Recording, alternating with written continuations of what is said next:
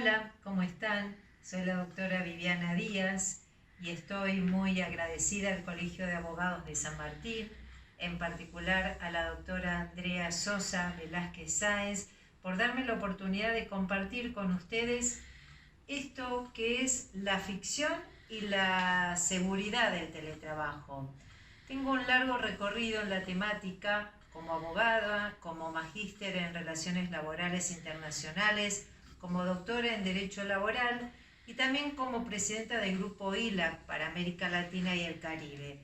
Tuve oportunidad de estar vinculada al teletrabajo desde el Ministerio de Trabajo de la Nación y también a través de varios libros, entre ellos La Oficina en Casa, donde hablaba de los mitos y realidades del teletrabajo, Cerebro, Trabajo y Tecnología, donde hablo del método GNT que voy a compartir con ustedes, y también con teletrabajo y neurotecnología. Y bueno, un poco traerles esto de que desde mediados del mes de marzo vivimos una ficción del teletrabajo. Todos de repente expertos, trabajadores conectados, pasamos a veces casi por alto algunas particularidades que hacen justamente al no teletrabajo. ¿Cómo es esto?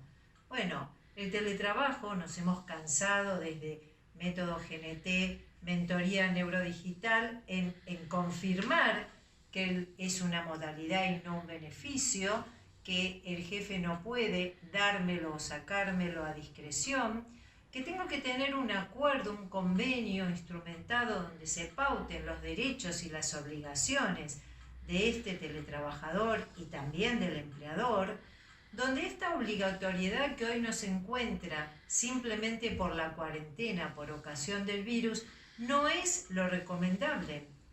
Lo recomendable sigue siendo esto del cara a cara, por eso el teletrabajo mixto, el teletrabajo de 3x2 o 2x3 días presenciales y virtuales es la mejor opción. El planear es puertas adentro, ¿no? Con la familia, con los hijos, con el marido o la mujer que también está teletrabajando, los espacios desde donde voy a teletrabajar, el cuidarme desde los riesgos que tiene que ver con una RT que sepa dónde estoy y que me asegure esta protección durante todo el tiempo que estoy teletrabajando, esta certeza de poder volver por reversibilidad a mi situación de presencial anterior, una vez, en este caso, superada la cuarentena, o si no pudiera adaptarme al trabajo conectado remoto, y hacerlo sin que esto sea una causal de despido, esta voluntariedad que rodea el teletrabajo y que si bien durante la pandemia, durante la cuarentena no pudo ser cumplida, esto es un requisito esencial, y también el hecho de tener objetivos precisos, indicadores precisos, que tienen que ver con, por un lado, el derecho a la desconexión, es decir, tengo una jornada laboral y esa jornada se tiene que cumplir, se tiene que respetar, y por otro lado, el requerimiento de un liderazgo diferente, que implica que un jefe, ese líder, pueda trabajar, liderar equipos, tanto presenciales como virtuales, es decir, equipos mixtos. Y fundamentalmente, ¿qué va a pasar el día después? ¿Qué va a pasar superada la cuarentena? Es decir, ¿cómo vamos a integrar esta modalidad que hasta ahora quizás nuestro jefe, nuestro empleador nos dijo no, el teletrabajo no era para vos, o vos no eras apto, o tu puesto no era el que correspondía, y sin embargo todos fuimos empujados casi sin permiso para teletrabajar? ¿Cómo vamos a integrar esta modalidad que venimos haciendo en su peor versión?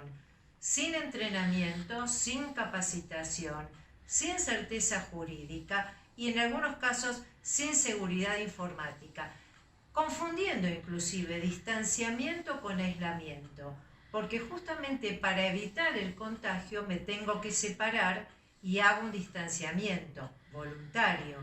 Pero cuando yo hago un mal uso de la tecnología, algo que como vamos a compartir es bastante consecuente del teletrabajo, lo que estoy teniendo es un aislamiento social, ¿sí? Son dos cosas diferentes porque en el aislamiento social la decisión es involuntaria. Entonces, venimos navegando, transitando sin red emocional, sin red jurídica, sin red informática muchas veces, en este esquema laboral que requiere un encuadre, que requiere una normativa que hasta ahora tiene ausencia de ley.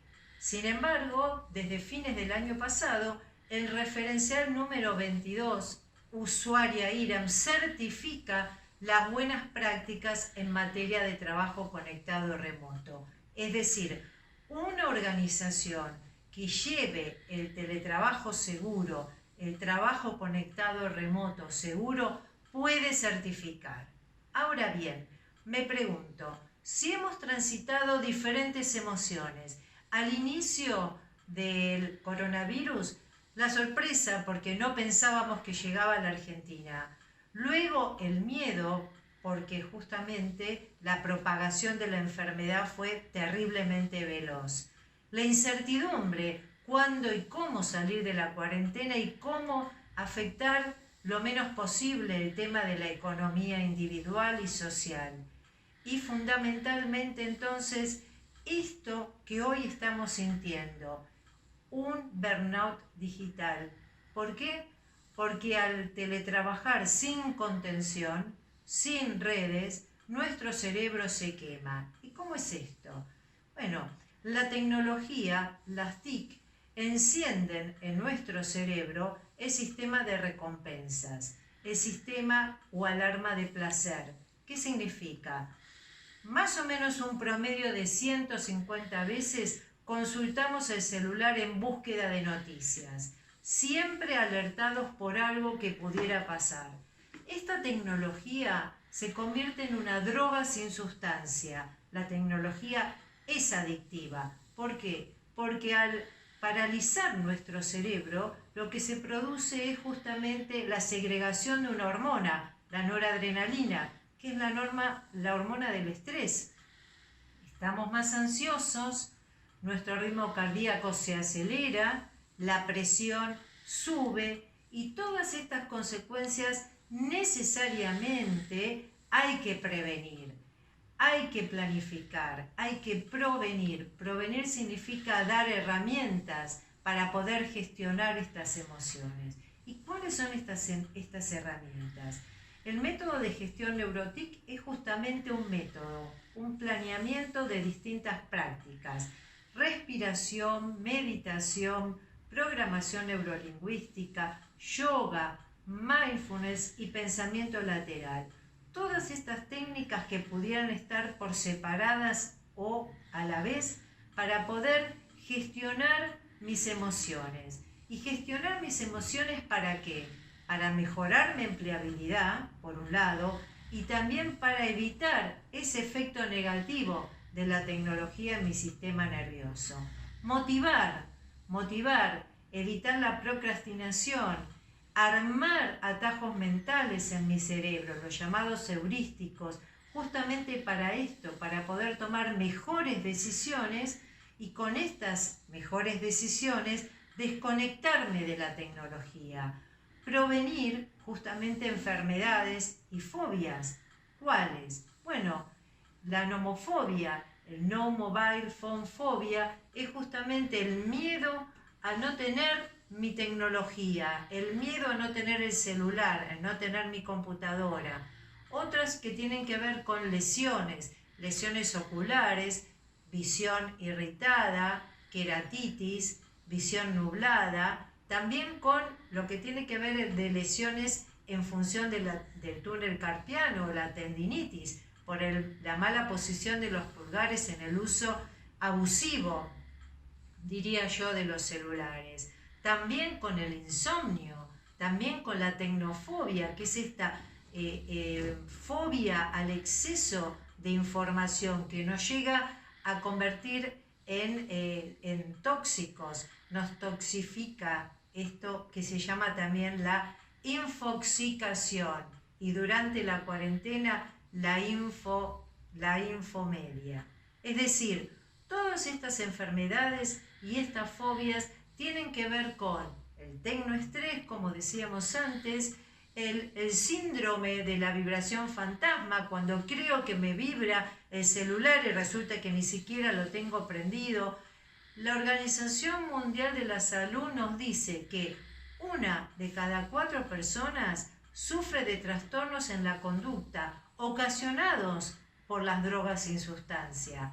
La tecnología, como les decía, es adictiva y es una droga sin sustancia. El burnout digital, este cerebro quemado por exceso de información, por exceso de conexión, ya ha sido estudiado el año 2019 por la OMS y está ya incluido dentro del listado de enfermedades profesionales que entrará en vigor el año que viene, en el 2021. Burnout digital, que justamente está absolutamente emparentado con los eSports. Entonces, vivimos una crisis. La pandemia nos ha metido dentro de una crisis. Lo mejor que podemos hacer es transitarla y ser resilientes para obtener lo mejor. El teletrabajo sí es una herramienta fundamental, pero siempre que sea teletrabajo seguro. Muchas gracias.